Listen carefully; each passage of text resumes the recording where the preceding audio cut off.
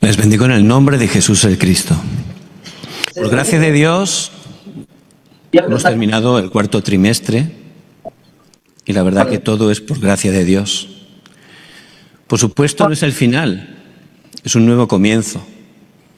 Y en este nuevo comienzo, por supuesto, hay que seguir la corriente de la palabra. La semana pasada nos estuvieron compartiendo sobre Josué. Y el Señor ha entregado esa tierra, ¿verdad? Esa tierra que fluye leche y miel. Pero hay que pisarla. Hay que ir, ¿verdad? Pisarla a través de la oración. En ese momento se van a levantar las obras del reino de Dios, la conquista. Se van a quebrantar esas fortalezas de Satanás. Resplandecer la luz, la oscuridad va a huir. Y el Señor resucitado, es la gran comisión que nos dio, ¿verdad? Mateo 28, 19. Id y haced discípulos a todas las naciones. Por eso, en primer lugar, hay algo que tenemos que reflexionar. ¿Por qué hay tantas dificultades en mi nación? Una nación tan buena, con tantas cosas buenas, pero siempre hay problemas. Dificultades en la sociedad, en las familias. ¿Por qué hay tantos problemas en mi campo? En el lugar donde Dios me ha puesto. ¿Por qué hay problemas también? Adicciones, obsesiones, personas con enfermedades, sobre todo mentales en estos tiempos. Y los jóvenes, la verdad que están perdidos. Incluso tenemos que pensar, ¿por qué estoy teniendo tantas dificultades en mi vida de fe? Siempre Dios, por su gracia, nos da la respuesta a través de la palabra. Y vemos que la época de Samuel realmente era así también, ¿verdad?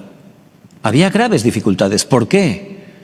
En 1 Samuel 3, versículo 1, dice: el joven Samuel ministraba a Jehová en presencia de Elí, y la palabra de Jehová escaseaba en aquellos días. No había visión con frecuencia. No había palabra.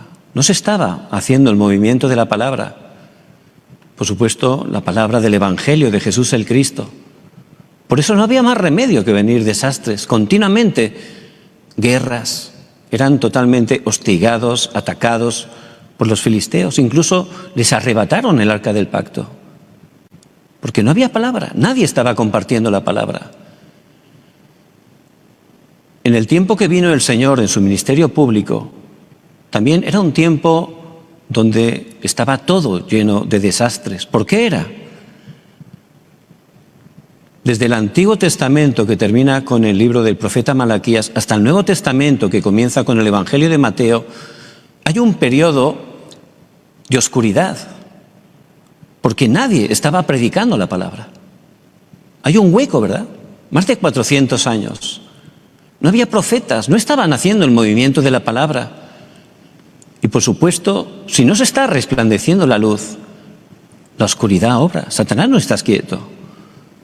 ¿Cómo se encontró el campo el Señor? Personas enfermas, enfermedades mentales, espirituales, enfermedades incurables. Estaban totalmente caídos en la religiosidad, la autoridad eclesiástica. También estaban colonizados por los romanos. Era realmente un tiempo de gran oscuridad. Por eso el Señor, viendo el campo, hubo un momento que Él le dolía el corazón. Aparece en Mateo 9, 35 al 38. Dice que en verdad la mies es mucha, pero los obreros son pocos. Por eso nos da un título de oración: rogad al Señor de la mies para que envíe obreros a su mies. Y es verdad, ya está todo preparado. A nuestro alrededor, nuestro campo, nuestro círculo de influencia está lleno de desastres. Dios nos ha llamado como esos evangelistas para nuestro campo. Primero es nuestra Jerusalén. Es lo que dice, ¿verdad?, la sexta plataforma de la fe, el lugar donde estamos. No hemos llegado allí por accidente ni de rebote. Dios, que es soberano, en su soberanía absoluta nos ha puesto allí. Y tenemos que entender que por su gracia Él nos ha puesto como evangelistas, misioneros para nuestro campo. Por eso no podemos estar en nuestra zona de confort ni poniéndonos de lado, ¿verdad? Dios que nos ha dado todo a través de Jesucristo. Tenemos que estar siguiendo su palabra y compartiendo este evangelio. Y eso es lo que el Señor quiere, ¿verdad? Que en este tiempo podamos experimentar todo lo que hemos recibido, esa palabra tan preciosa, que estemos aplicándola a nuestra realidad para que realmente podamos ver las evidencias, podamos experimentar que en verdad Jesús es el Cristo y Él está con nosotros todos los días hasta el fin del mundo. Por eso, ¿por dónde tenemos que comenzar? En primer lugar, hay que experimentar sin falta el evangelismo personal. Eso es lo básico en cada creyente. Necesitamos realmente tener esos encuentros.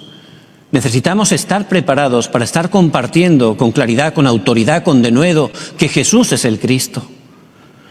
Por eso tenemos que estar experimentando ese evangelismo, el evangelismo que Dios tiene preparado, ¿verdad?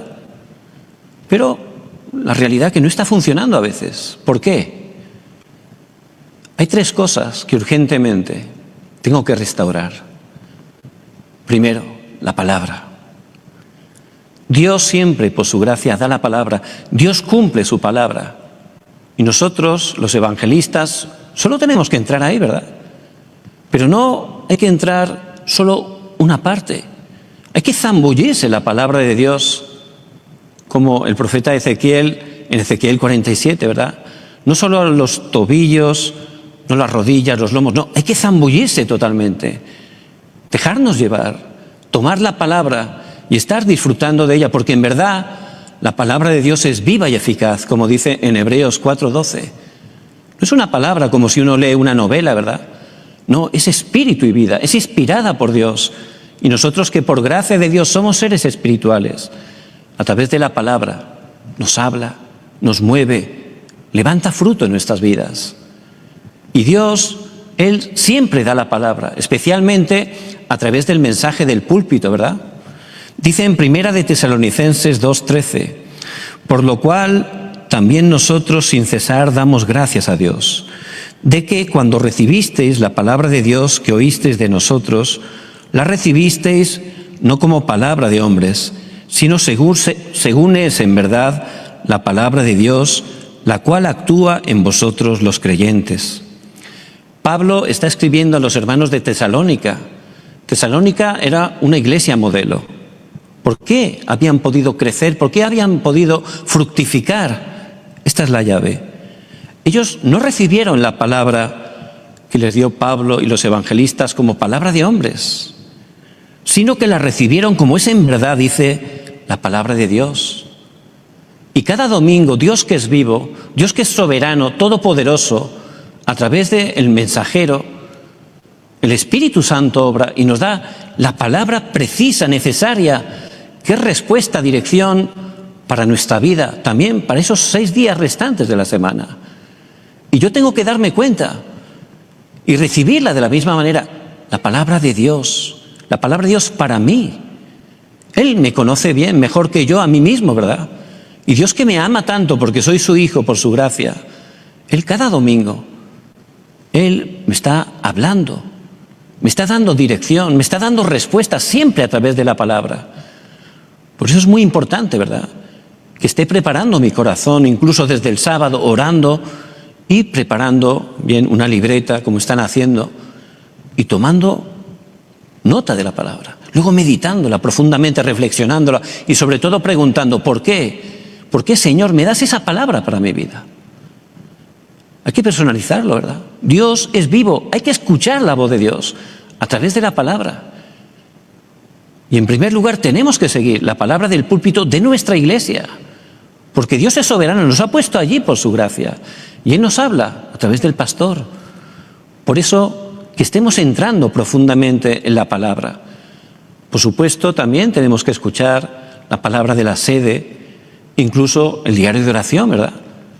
Y de esa manera, entrando en esa corriente de la palabra, tomándolo como un pacto, vamos a estar firmes, vamos a estar experimentando sanidad, vamos a cambiar nuestro estado espiritual. Por eso es la palabra de hoy, ¿Por qué? Porque quizás Dios me habló grandemente ayer, pero eso es ayer, eso es pasado.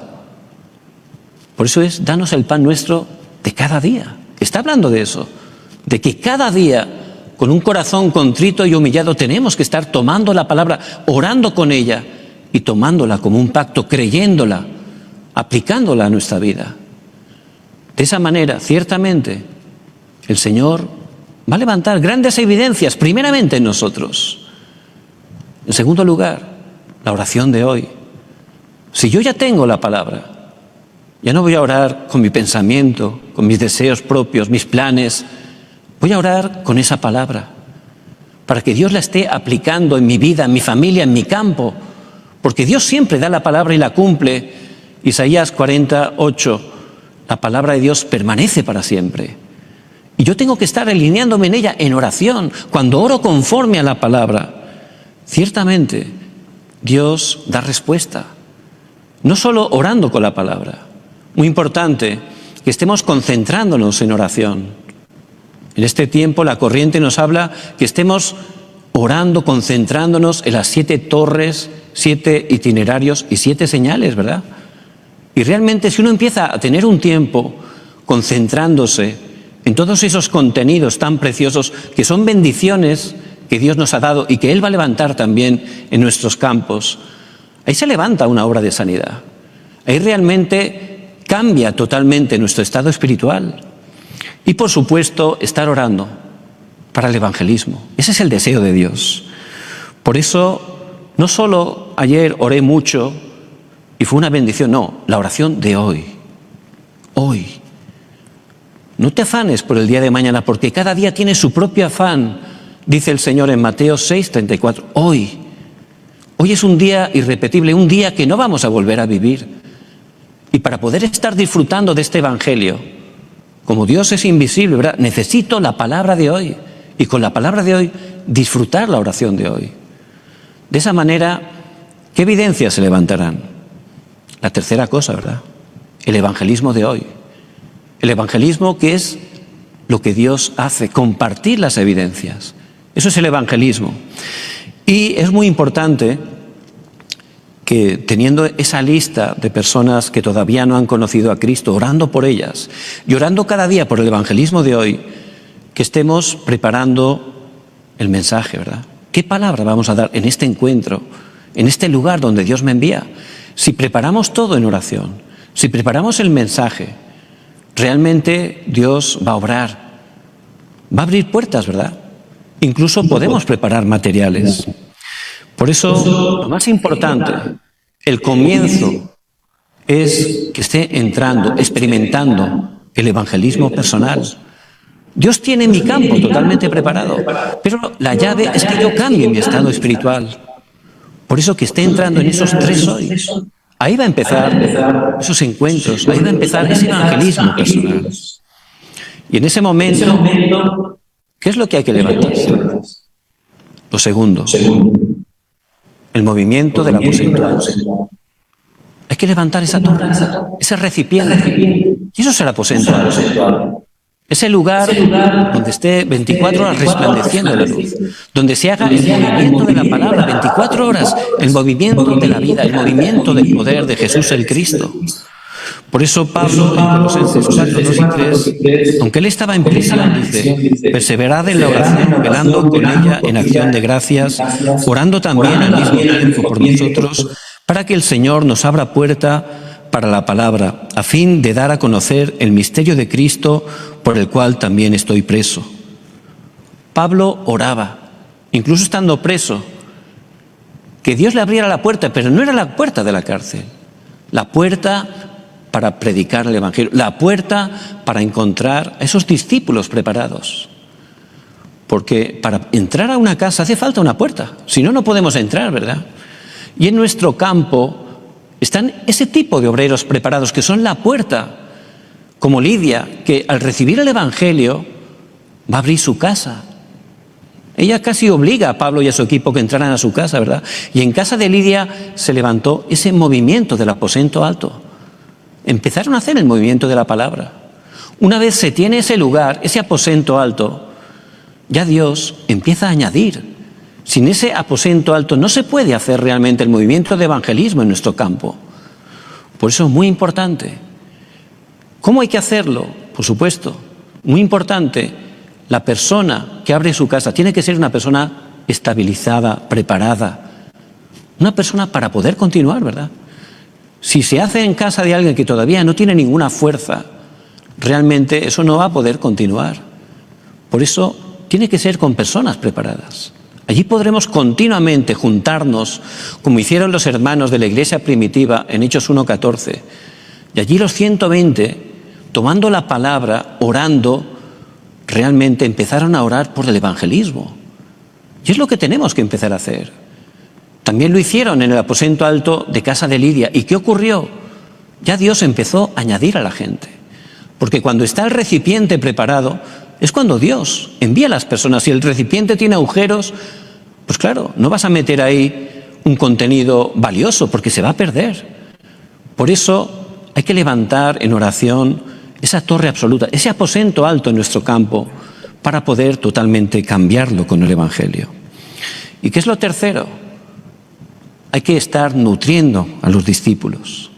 La manera de Dios son los discípulos. Id y haced discípulos a todas las naciones. Rogad al Señor de la mies para que envíe obreros para la mies. Y esos discípulos los tenemos que entrenar. Hay que nutrirlos, ¿verdad? ¿Cuál es el contenido importante que tenemos que darle? 3. El acontecimiento del monte del Calvario. Hay que estar explicándoles claramente que Jesús es el Cristo, que ha consumado todo en la cruz.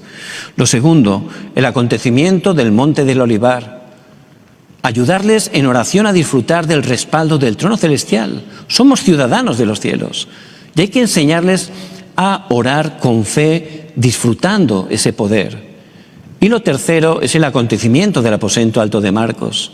Enseñarles el evangelismo bíblico, el movimiento del evangelismo bíblico.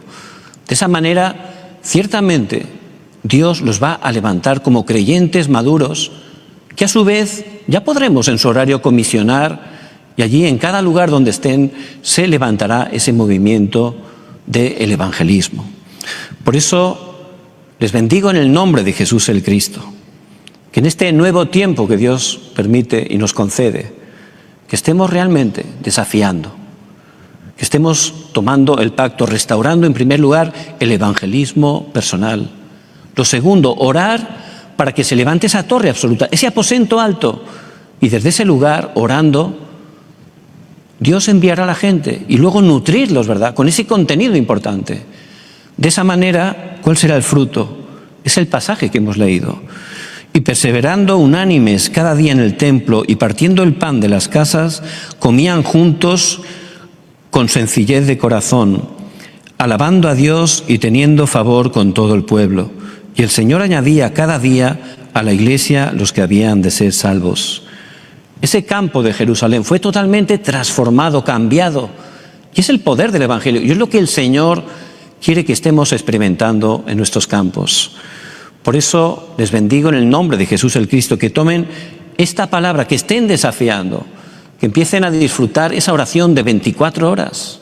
En el horario de Dios se levantarán las respuestas de las 25 horas y se levantarán esas obras maestras eternas. Les bendigo en el nombre de Jesús el Cristo. Vamos a orar. Padre, gracias porque tú tienes todo preparado. Quiero bendecir, Señor, a estos obreros tan importantes que tú has llamado en esta época, que es una época de gran oscuridad. Padre, que ellos puedan estar restaurando ese evangelismo personal, que les des la gracia para que se puedan levantar en sus campos esa torre absoluta, ese aposento alto, que le des esos discípulos que ellos puedan nutrir para que juntos podamos cumplir la evangelización de las 237 naciones y las 5.000 tribus. Oramos en el nombre de Jesús el Cristo, que está vivo. Amén y amén.